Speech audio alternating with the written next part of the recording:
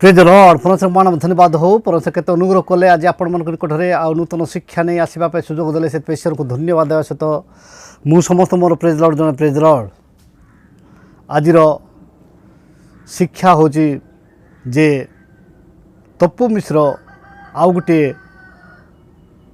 प्रसंग देइछंती तुमे तो हिंदू धर्म होइथिल ख्रिस्टियान हेलो केमिति आर उत्तर जी रखिबो मो सम्मुखरे आसिकी ताहेले मु प्रकृत जदि गुड आंसर पाइली ताहेले मु कौन हेबी ख्रिस्टियान हेबी तांको मुखर आमे शुणीदेबा तापरे आमे आउ आगको शिखिबा ख्रिस्टियान केमिति हेले यही गोटे क्वेश्चन समस्त को सबू ख्रिस्टियान को तमे माने ख्रिस्टियान केमिति हेलो कौन कल जीशु को विश्वास करो मु भी विश्वास करे ईश्वर को विश्वास करो मु भी विश्वास करे भल पाओ मु भी भल पाए तमे तो हिंदू जन्म होइतिलो ख्रिस्टियान हेलो केमिति यही क्वेश्चन गोटे रेज करंतु ताका पाखर जदि आंसर थिबो मु भी ख्रिस्टियान होइजिबी आंसरटा दरकार यही व्यक्तिंकर कथा शुणिला परे मोर स्मरण आसे गुटे जे जीशु कहिथिबा दृष्टांत जो दृष्टांत कि जड़े धनी एवं लाजार थिबा दृष्टांत सेटा ईश्वर को लोक मैंने समस्त जानी सब वर्णना करिया जाऊ ना लूक 16 अध्याय 31 पदरे जे एठू लोक जाकि से मानकू कहले भी से बुझे ना आपण से शिक्षा 28 रु जब आरंभ करेंगे ताहले 31 भितर से समस्त विषय लेखा 31 पद लिखा किंतु से ताहा को कहले जदि से माने मोसा ओ भाववादी कथा न शुणती ताहले मृत मानक मध्यरु जड़े पुनरुत्थित हेले सुधा से माने परामर्श ग्रहण करेंगे नहीं से कहते कौन मोर 5 भाई अच्छा आ से माने कहीं नरक को आसबे से लाजार को पठे दिंतु से जाकि से कहले से माने मन परिवर्तन करेंगे से माने माने से दृष्टांत लास्ट कहते 31 पदरे जे माने आमर 16 अध्याय लूक 16 अध्याय 31 पदरे जे एठू लोक जाकि से कहले भी से बुझे ना आपण से शिक्षा खाई ठीक से प्रकार यही मनीष को आम देखा जे प्रधानमंत्री किबा तांको धर्मगुरु कहले भी से विश्वास करिवो नाही तांको आमे सुनिबा ताटू जे ई माने आमे ई जगार जोटी अछु ए जगार ना कोन एटा धर्म ना स्थान आमे जानिबा दरकार एटा धर्म ना स्थान आमे देखू आपण सब मन सत्य हिंदू धर्म सेमती आसी ऋग वेदरु आपण गोटे श्लोक कहूँ जे हिमालय समारभ्य जावत हिंदू सरोवर तंग देव निर्मित देश हिंदुस्तान प्रचक्षते यहाँ हूँ ऋग वेदरु आसी मन रखु मत कह देखे पृष्ठ कौटी अच्छे धर्मगुरु कहले जे ऋग वेदर लिखाई कौन ऋग वेदर लिखाई कौन बोली लिखाई हिमालय समारभ्यम तावत हिंदू सरोवर तम देव निर्मित देश हिंदुस्तान प्रचक्षते से कहते मुझे ऋग वेदर देखई देवी किंतु आमे मु सब कहे शास्त्र लिखाई जे हिंदुस्तान गोटे प्रदेशर ना जितेबाला अक्षर राजा शासन करुले एस्टर 1 अध्याय 1 पद लिखाई हिंदुस्तान टारू कुश देश पर्यंत 127टा प्रदेश से शासन करुले हिंदुस्तान हूँ जगार नाम ये धर्मर नाम नुहे तो ये विषय आमर प्रधानमंत्री कौन कहते आम ताहां मुखर आम शुणा ये सब हमारे ही लोग हैं इस देश में पले बड़े सब इसको दुनिया सुप्रीम कोर्ट के जजमेंट के अनुसार हिंदू ये रिलीजन नहीं है हिंदू ये वे ऑफ लाइफ जे प्रधानमंत्री ठारू से निजे कहते जे यहाँ हूँ कौन बंचार स्टाइल जोटा सुप्रीम कोर्ट डिक्लेयर करे जमती बचब यहाँ हूँ धर्मनिरपेक्ष राष्ट्र आ राष्ट्र रे जोटा ये हिंदुस्तान गोटे जगार ना एबे जमती पाकिस्तान राजस्थान ए स्थान गोटे जगार ना ठीक से प्रकार यहाँ हूँ कौन हिंदुस्तान हूँ जगार ना आ जगार ना रे माने ए प्रत्येक लोक मानकर बंचार स्टाइल हूँ जे जी जमती बंचे किंतु यहाँ गोटे धर्म नुहे किंतु यही मनीष जोटा कहते जे कौन बोल कि जे मु भी जीशु को विश्वास करे तांकर विश्वास एवं आमर विश्वास भितर पार्थक्य अच्छी कौन बोले विश्वास कर जीशु होचंती कौन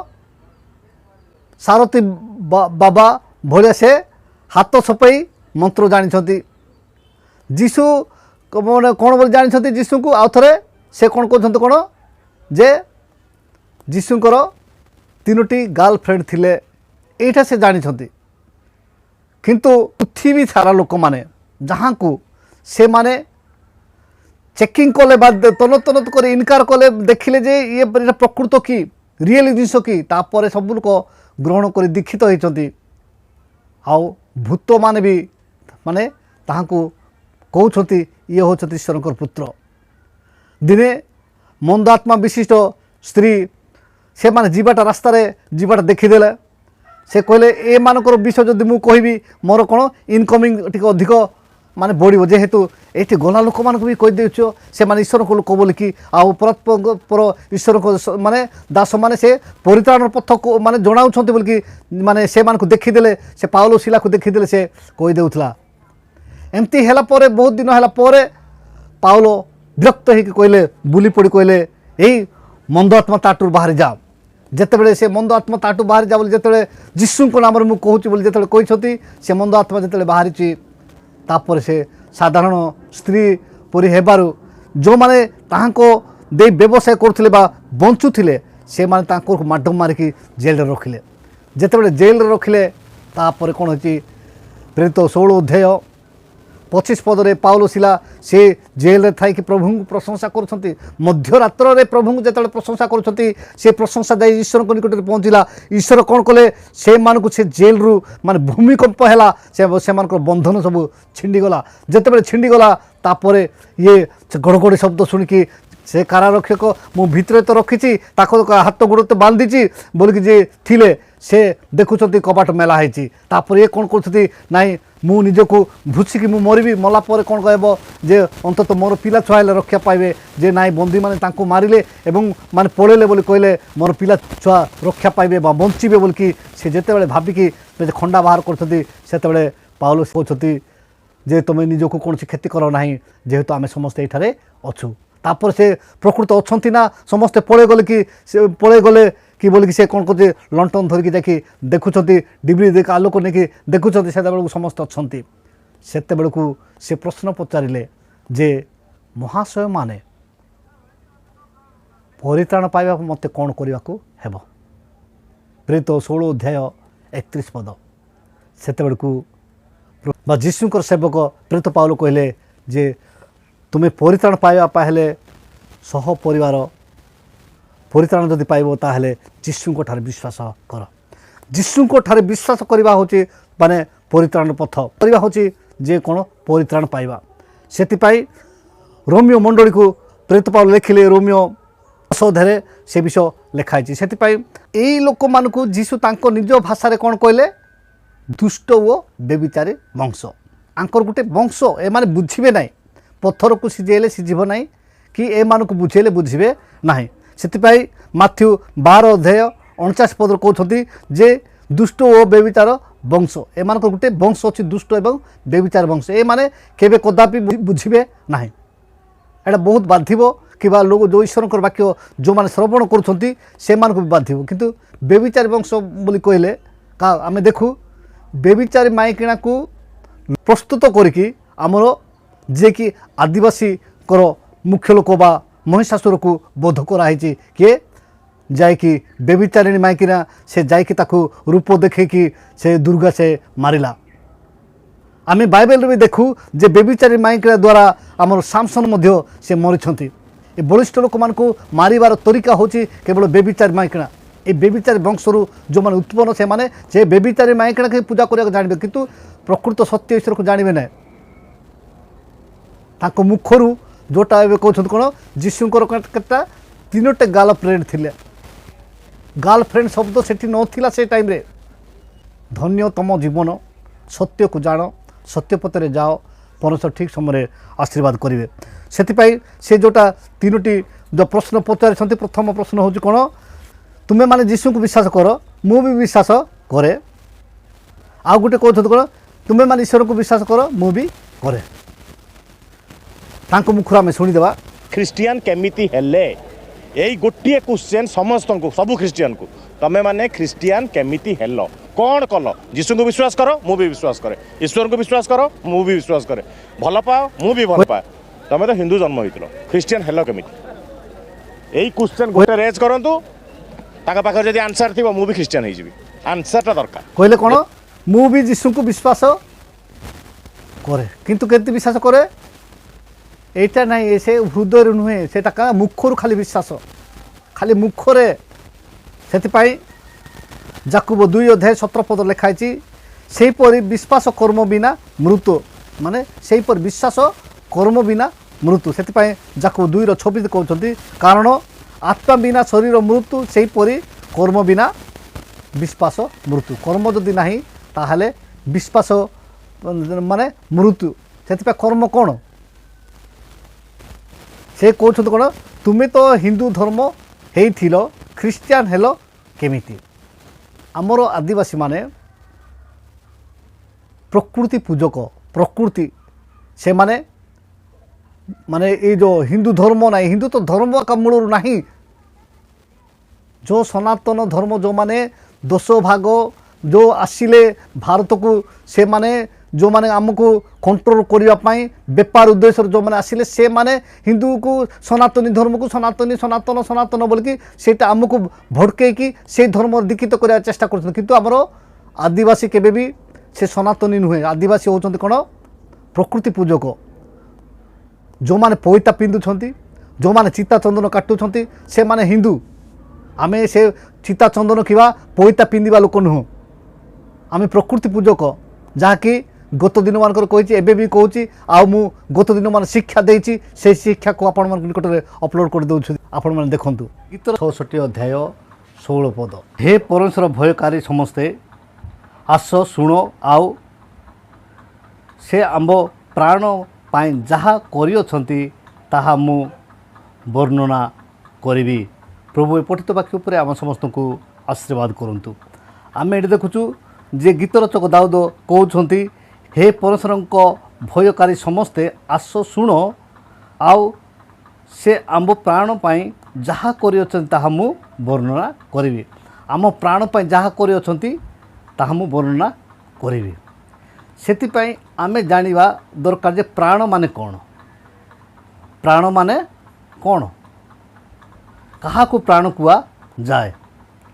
आउ से विषय आमे जदि भल भाव देखा लेबीय पुस्तक ताहले लेबीय 17 अध्याय 11 पद लिखाई कारण रक्त रे प्राणीर प्राण थाए पुणी तुम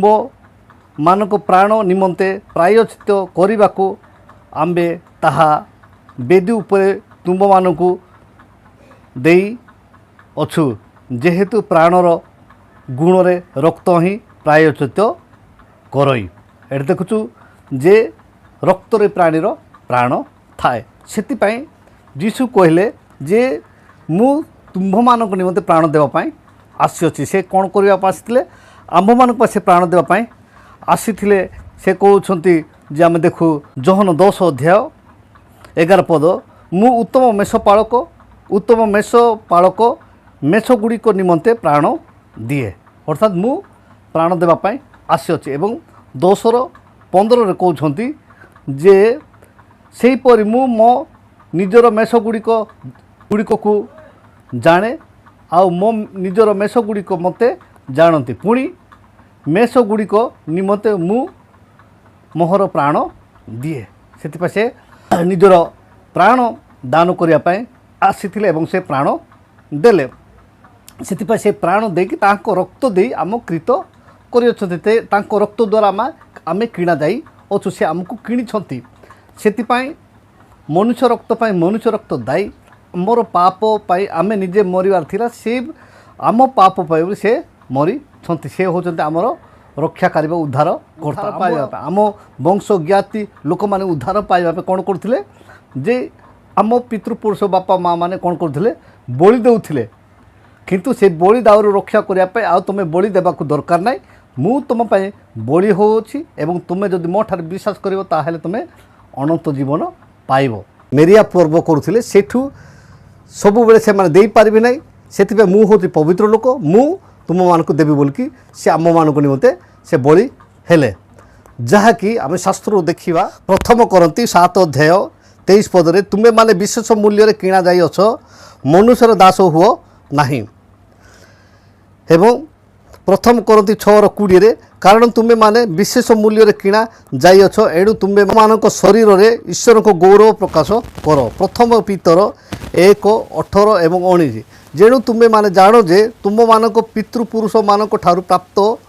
ପରମ୍ପରାଗତ ନିରର୍ଥକ ଆଚାର ବ୍ୟବହାରରୁ ରୂପା ଓ ସୁନା ପରି କ୍ଷଣିକ ବସ୍ତୁ ଦ୍ୱାରା ମୁକ୍ତ ନ ହୋଇ ବରଂ ନିଖୁନ୍ତ ଓ ନିଷ୍କଳଙ୍କ ମେଷ ଶାବକ ସଦୃଶ ଖ୍ରୀଷ୍ଟଙ୍କ ବହୁମୂଲ୍ୟ ରକ୍ତରେ ମୁକ୍ତ ହୋଇଅଛ। ଏବଂ ଏଠି ଆମେ ଦେଖୁଛୁ ଯେ ଯୀଶୁ ଯେତେବେଳେ ଥିଲେ ସେ କହିଲେ ଯେ କ'ଣ ବୋଲିକି 10 ଅଧ୍ୟାୟ 11 ପଦ ମୁଁ ଉତ୍ତମ ମେଷପାଳକ ମେଷଗୁଡ଼ିକ ନିମନ୍ତେ ପ୍ରାଣ ଦିଏ ଅର୍ଥାତ୍ ମୁଁ ପ୍ରାଣ ଦେବା ପାଇଁ ଆସିଅଛି। ଏବଂ 10:15ରେ କହୁଛନ୍ତି ଯେ ସେହିପରି ମୁଁ ମୋ ନିଜର ମେଷଗୁଡ଼ିକକୁ ଜାଣେ ଆଉ ମୋ ନିଜର ମେଷଗୁଡ଼ିକ ମୋତେ ଜାଣନ୍ତି ପୁଣି ମେଷଗୁଡ଼ିକ ନିମନ୍ତେ ମୁଁ ମୋହର ପ୍ରାଣ ଦିଏ। ସେଥିପାଇଁ ସେ ନିଜର ପ୍ରାଣ ଦାନ କରିବା ପାଇଁ ଆସିଥିଲେ ଏବଂ ସେ ପ୍ରାଣ ଦେଲେ। ଆଜିର ଶିକ୍ଷାରେ ପରମେଶ୍ୱର ଆମ ପ୍ରତ୍ୟେକଙ୍କୁ ଆଶୀର୍ବାଦ କରନ୍ତୁ। ଆଉ ଆଗାମୀ ଅଧ୍ୟାୟରେ ଆଉ ପୁନରାୟ ନୂତନ ଶିକ୍ଷା ନେଇ ଆପଣମାନଙ୍କ ନିକଟରେ ଆସିବି। ଆଜିର